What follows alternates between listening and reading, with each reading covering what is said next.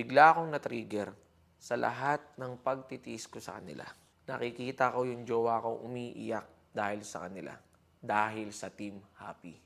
Sinabayan pa ni Kiana at ni Ika na bastos na dinadaan-daanan lang ako. Hindi kami makapag-vlog masyado ni Tyrone niya kasi siyempre yung reality show pinagpupukusan. Ngayon tulad niya may pending ako isang video kay Jansky, hindi ko pa na-upload. Hindi pa na-edit. Siyempre nahihirapan din si Jansky. Kailangan din niya ipahinga yung sarili niya. Si Tyrone niya 2 vlog. Tyrone niya 2 vlog. May editor naman ako, magtutuloy-tuloy ako ng sarili ko, te. Isipagin ko yung YouTube ko. Pero kung sipagin ko man yung whitey ko ngayon, te, paano si Tony? Paano tatakbo si Tony? Sino sasama mag-drive kay Tony? Sino sasama sa kanya sa ganito? Sino susuporta sa kanya? Ang yung suporta nga ng konting mag-a-adjust lang sa bahay, hindi mabigay nila Papi tsaka ni Harvey. So sasamahan ko na lang yung jowa ko sa lahat ng decision niya, di ba? Tama man o mali. Kasi mahal ko eh. Tapos ganito pa yung mga nasa paligid ko. Putangin na ang babastos. Huwaan niyo to. Nakausapin ako kay Ate Marie. Namimili kayo ng nirerespeto, pinagsabihan ko na kayo, umpisa pa lang. Sanay katawan ninyo, nakituli lang kayo na may respeto sa akin na nagbubunga nga sa inyo. Sabi ko sa inyo, lalabas at lalabas ang mga ugali ninyo eh. Kasi mahirap magpanggap. Sinabi ko sa inyo, may rules and regulations sa Toro family. Ayaw ninyo maniwala. Ika, Kiana, ilang beses na kayo pinagsabihan, di ba? Ba't ginagawa niyo pa din? So may karapatan na sila magreklamo. Kasi pinagsabihan na kayo eh. So may karapatan si Vince masaktan. Kasi this is not the first time, this is not the second, this is not the 5th time. Maraming beses na.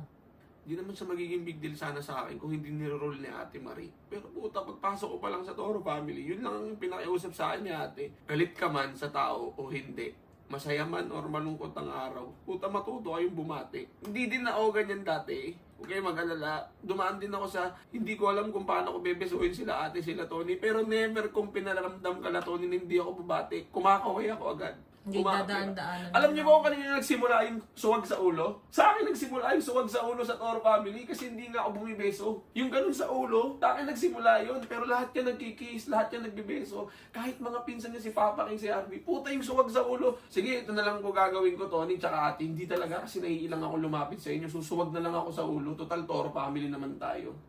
At saka may nag-fist bump sila minsan. Nataka ako kanina. Dahil na lumabas lang sila ng sasakyan. Nakatingin ako. Okay. Sige, okay lang. Siguro, nalimutan or something. Eh, hindi ko napigilan. Biglang, sabi ko kay Jowa, di ko alam kung ano pa idadahilan itong dalawa. Ba't hindi sila bumati?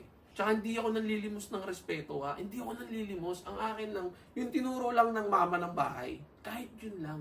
Rule ni Mama Marian, dapat walang nagbe-break doon.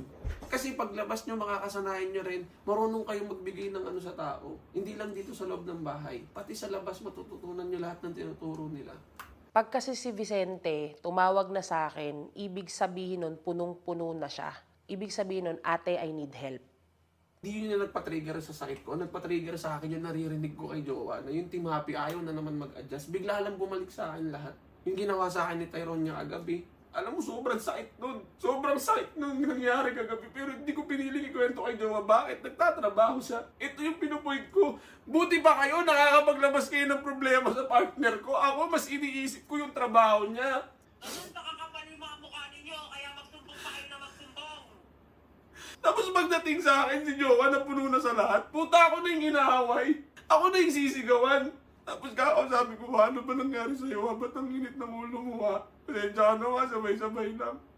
Hindi ko comfort ko yung Jowa ko nasasaktan, siyempre. Tapos yun na naman yung routine kinabukasan. Ano na naman nangyari sa'yo? Ba't ang init na naman ang ulo mo? Si ganito kasi. O sige, ako ng bahala. Ibabanding ko na lang sila para wala mo nang kumausap sa'yo. Hindi nyo ba napapansin na may mga random banding ako sa inyo para lang maprotektahan ko yung mental ng ano ko ng Jowa ko? Ang in-anxiety nun, anak. Sobrang nasaktan